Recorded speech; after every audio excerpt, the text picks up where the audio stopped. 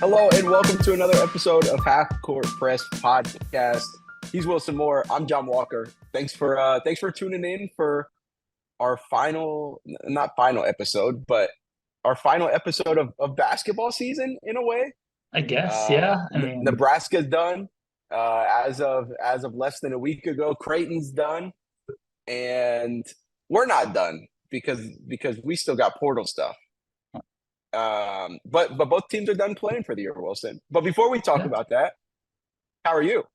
I'm doing pretty well. Yeah, it's been a weird adjustment to there not being basketball. I remember I realized that maybe a couple days after I got back from Memphis. I was sitting there. I was like, Yeah, the first time I haven't had a feature in the works or just been thinking about the next game. It was weird. And then guys started entering the portal the next day, and so it was yeah, a beautiful 12 hours of bliss in there. But how are that's you, good. John? Yeah, I'm good. I'm good. I'm kind of going through that now. I feel like I don't know. I feel like a bum because we're just kind of wait and see mode at the Yeah. moment with people in terms of people entering the portal and whatnot. So yeah, no game to look forward to, no feature in the works. Um, I feel like I'm just existing, man. But what is a college basketball reporter to do this time of year? No, I'm good. I'm good. I've enjoyed the breath. Um, that's been nice. So I, we'll take it, man. We'll take it. yeah. Well, let's just hop into it. Creighton last Friday, Steam, was 20 minutes away from back-to-back Elite Eights. And then Tennessee rattles off an 18-0 run. The Jays are in a hole that's way too deep, and they just didn't have enough to go for a full another 20 minutes. And their season comes to an end to Tennessee in the Sweet 16. And just like that, both of our area teams dunzo, finito on another season of college basketball. Yeah, it looked like from that Creighton game. Obviously, I was watching on TV. You can talk in more detail since you were actually there. That Creighton just kind of looked out of gas by the end. Do you think would that be an accurate Yeah.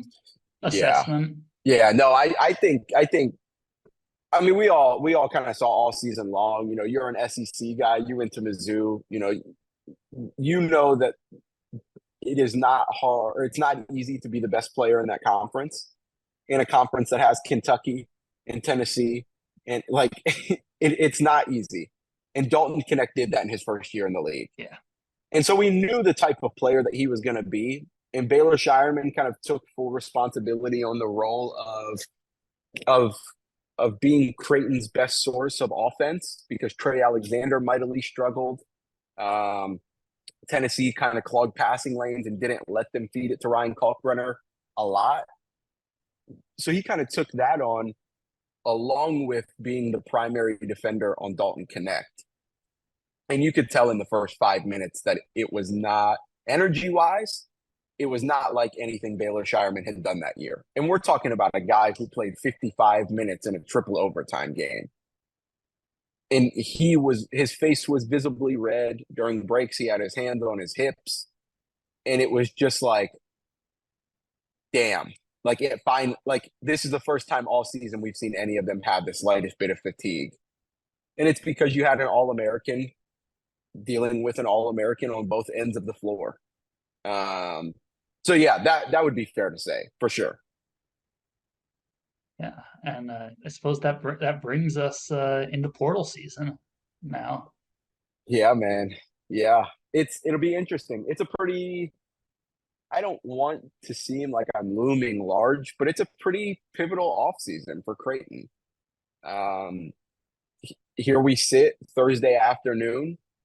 Three people have entered the transfer portal: Brock Weiss, freshman, Jonathan Lawson, who kind of seemed like one of those guys who could be a portal candidate. And then I think maybe a bit of a shocker was Josiah Dotzler, a local kid who didn't play this season. And I don't know if something happened in their exit meetings, because I'm assuming those happened this week, or what. But he ups and decides to leave, and probably one of the more surprising moves, at least the most surprising move of the three who have entered the portal for Creighton. But I think the important thing, Wilson, is we're sitting here on Thursday, and there's a long way until they have to officially declare, and that's fine. But we have no clue what is going on with Trey Alexander and Ryan Kalkbrenner. And those are the most important pieces in the puzzle this offseason, because that further affects how you recruit the portal, how you kind of view the expectations for next year. And so, yeah, we're really just kind of in a wait and see mode with Trey Alexander and Ryan Kalkbrenner. Because, we're talking about the portal, and Creighton hasn't really pursued many big men, which there is no Hunter Dickinson in this class, right? Like there's no like top notch premier must have where you can't live without him big man. And so that's fine, but they haven't really expressed interest in him. And so who knows what's going to happen. But that's kind of where Creighton stands, is wait and see, and what Ryan Kalkbrenner and Trey Alexander are going to do. If they're going to test the NBA again, you kind of have to know that so that you can move forward with what you need to. Yeah, because it's so tough to go to a premier guard. Let's say a Zeke Mayo who went to Kansas, ended up going back on to Kansas. It's so tough to say, hey, game on the line, you're going to have the ball in your hands. That's a player we want you to come here to be. When you can't fully guarantee him that role until you know what a guy like Trey Alexander is going to do. That's kind of the tough part of all of this. So that's where Creighton's at right now. Wait and see, pretty much. Yeah, that's a tough spot to be in, to say the least. Yeah. Now they've gone, and I think about like George Mason's Keyshawn Hall. Like they're going and looking at 6'7", 6'8" kids as kind of their Baylor Shireman replacement, right? And whatever they want that to look like, because you're not going to find a guy like Baylor Shireman. But whatever their thought process and what they want that guy to look like, they've reached out to those rangy 6'8", 6'7" guys. And so they're trying to fill that. That's evident. And they need to, because obviously Baylor is gone. He's out of eligibility. But when it comes to kind of your two guard and your five, they're in a bit of a waiting game. Tough, man. It's tough. It is. I think since the last time we did this, I don't remember if CJ Wilcher was in the portal yet. The last time we recorded an episode, You can't remember. But yeah, it was right around then. If he wasn't then, it was shortly after that he entered. But in any case, Nebraska is up to 6 guys in the portal from the end of the season. Now, if that sounds like a lot, it's because it kind of is. But it's not a ton of players who were really meaningful contributors last year. It's Wilcher and Jamarcus Lawrence, and then 4 players that didn't see the floor a whole lot throughout the season. It's Eli Rice, Ramel Lloyd Jr., Blaze Cada, and Matar. And but it leaves Nebraska with a lot. Leaves Nebraska with 7 open scholarships. That's a lot, man. It is a lot.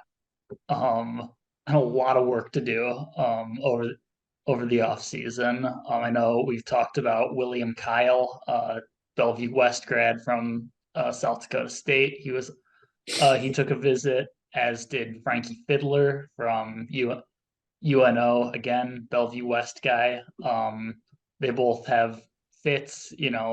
Nebraska needs size. That much is obvious with Josiah Alec leaving, and even like Jope was kind of the depth guy that down low, so they're going to need some size and some rebounding. Kyle would have made sense. I think Fiddler would make sense. Yeah. From replacing Wilcher as a guy who's kind of a spot up shooter. Maybe not an elite athlete or defender, but just someone who can space the floor, give you a little punch on offense. Yeah. And then they go a lot of different directions. I know Andrew Morgan from North Dakota State is another one that he's a real candidate. It's hard to even project, just like what's Yeah. Nebraska gonna look like next year. I don't know, there'll be 7 new players. You That's can make some yeah. predictions based on who they're recruiting right now, but it's gonna come from all over the place. Dude, But 7. I mean, it's more than half your team. Like yeah, it's and then you factor, Alec Tominaga gone. It's an entirely different team coming off of its first NCAA tournament appearance in a decade. now with that said, like I said, the guys transferring, with the exception of Lawrence and Wilcher, weren't really major contributors. Right. So Right. if assuming everyone else chooses to come back, there's a team bringing back Rink Mast and Bryce Williams and Jawan Gary. Yeah. So that's important. For sure. No. For sure. And that's obviously all 3 of those guys played crucial parts this year. And so to be able to build around that core, good for Fred Hoiberg, who was just named the National Coach of the Year. Yeah. Didn't see that coming. Yeah, good for Fred Hoiberg.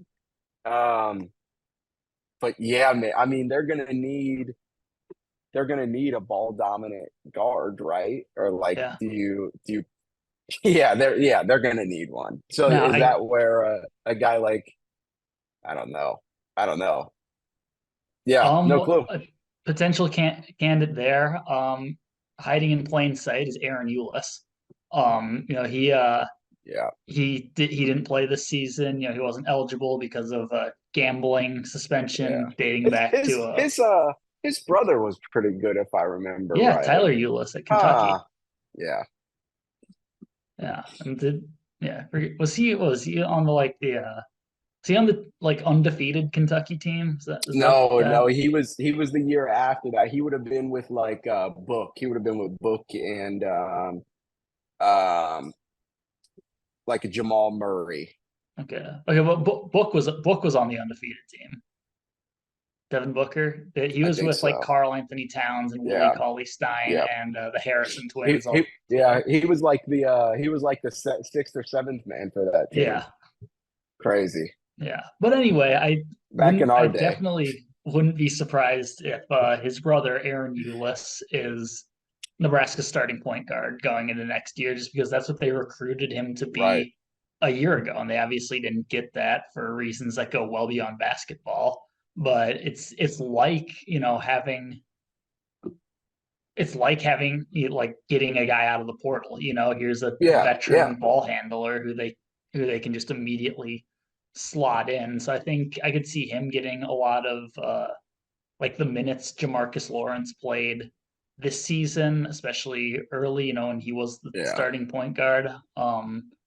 So I think I think Eulis is kind of an overlooked factor in all of this, that, a guy who will come in and presumably help right away. He's a veteran point guard, and you can never have too many of those in college basketball. Yeah, no, for sure. That'll be I don't know. What would your, portal guys included? Not saying that you're saying they're going to grab one or not, but just the obvious ones they've been in communication with: William, Kyle, Frankie. What is your ideal starting 5 for this team rolling into next fall? Starting 5. Okay, well, we'll say go Eulis at point. Yeah. Gary at the 3. Williams at the 2. Gary at the 3. Mast at the 5. That's And then I'll say William Kyle at the four. I think he or Andrew Morgan, again, they're going after Yeah, size. I think, right. Kyle's a guy who doesn't shoot very well or at all. I don't think he took a 3-point last Yeah, year, but Mast can stretch the floor enough that I think right. you can live with that. As a guy who I think would fill a lot of gaps in Nebraska, particularly where the Huskers struggled, getting rebounds, protecting the rim. He can do a lot of that. And I think that would really he would provide a real boost to Nebraska. Beyond him, another guy, Nebraska's been in contact with is Andrew Morgan. And he would, again, I think he's a guy you could put in the play at the power forward. Yeah. Again, he's a guy who's got size, he can get rebounds, and I think he can step out and shoot a little bit. So I think a lot of, a lot of what Josiah Alec brought last year, just from a rebounding perspective. And Morgan is a Minnesotan, which would be kind of cool because Shout out. they didn't have anyone from Minnesota last year. So I would always be in favor of having another one to cover.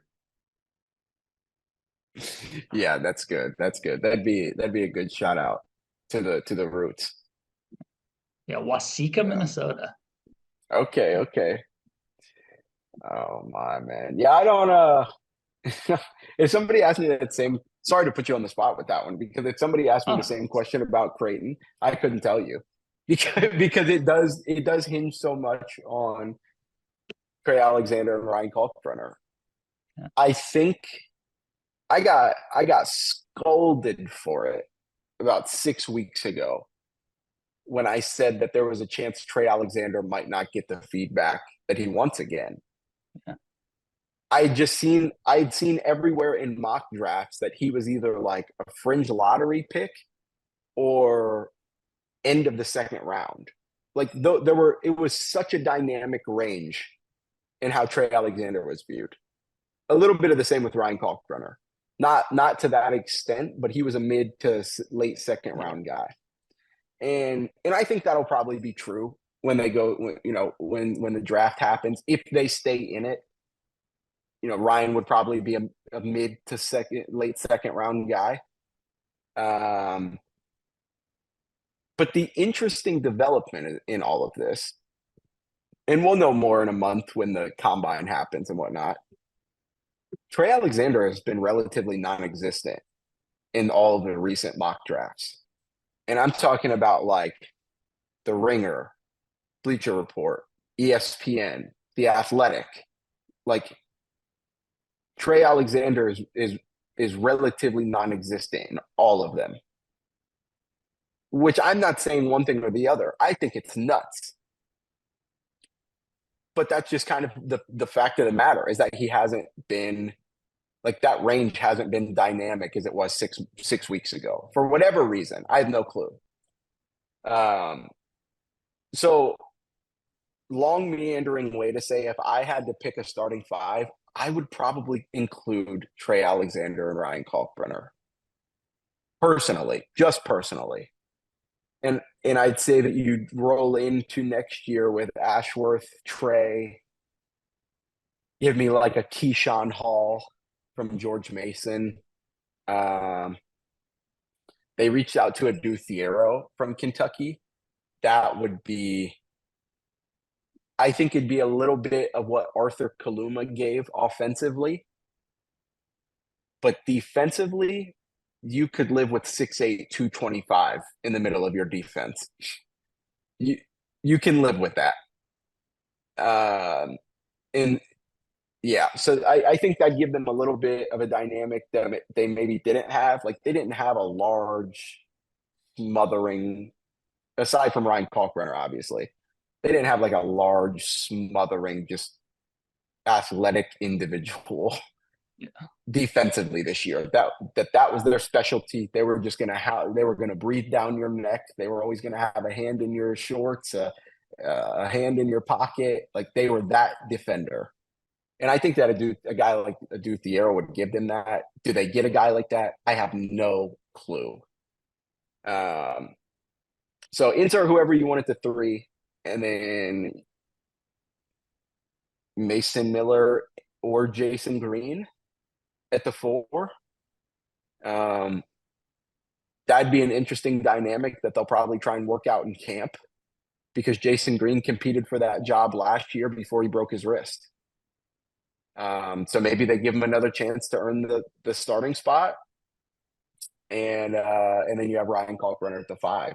That would be ideal, I think, if you can return, three starters from this year, maybe 4, depending on what happens with Mason and Jason. But who do they get at the 3? I think that kind of decides. Yeah, no clue. Or Trey and Ryan don't come back and they end up with Ashworth, Dante Maddox Jr. from Toledo, and insert portal big man. No clue. No clue. Yeah, and like you said earlier, it's just like you just don't replace Baylor Shireman. No, like there's not no, like that's not just someone you can find in the portal. no. And that's why I think it's important to decide identity-wise what they want it to look like. Because you can go get a guy like Keyshawn Hall. I keep coming back to him because they've reached out to him. It's very out there.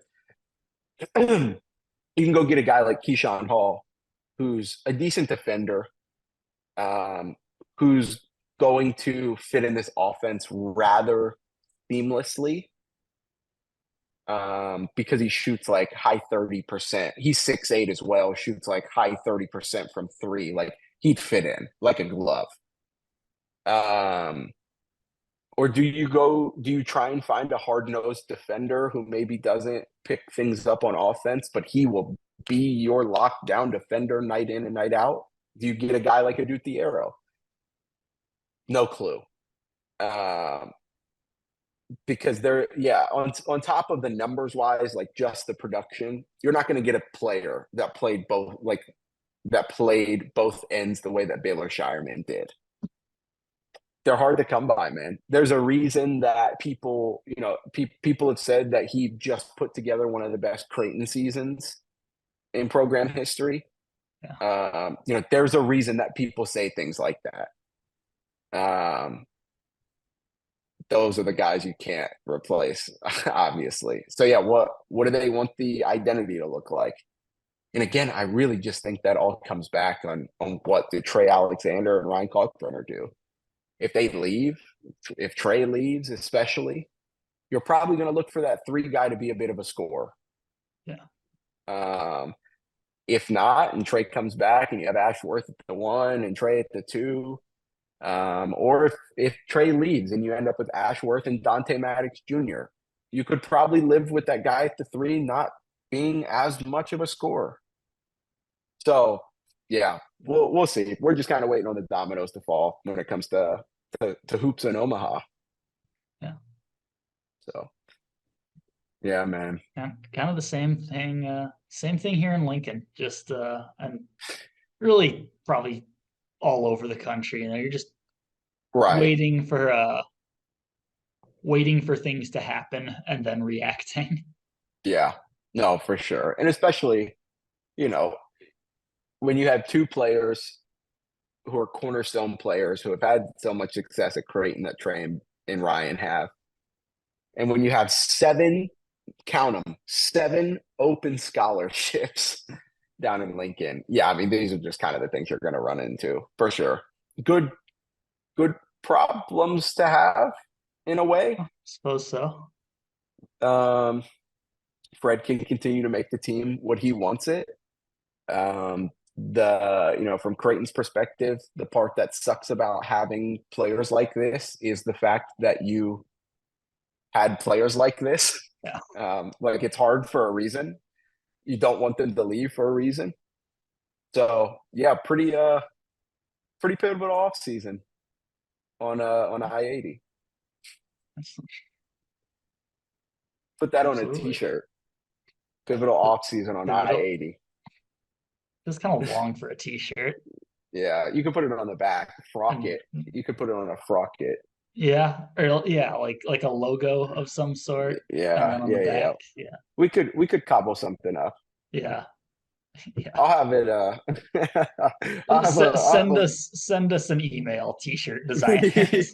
Yeah, yeah. This idea is on the house. You can use this one. We if we can get a little bit of NIL kickback, that would be nice. That's all we ask. Oh man. Well, so you got anything else, my man?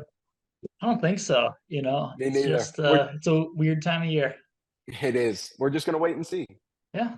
And, Life and in and I general. think everyone else should just wait and see what happens until next week's episode of Half Court Press. I'm sure they will. That's going to do it for this week's episode of Half Court Press. Make sure to go buy a subscription at omaha.com, and we will see you all next week. Peace.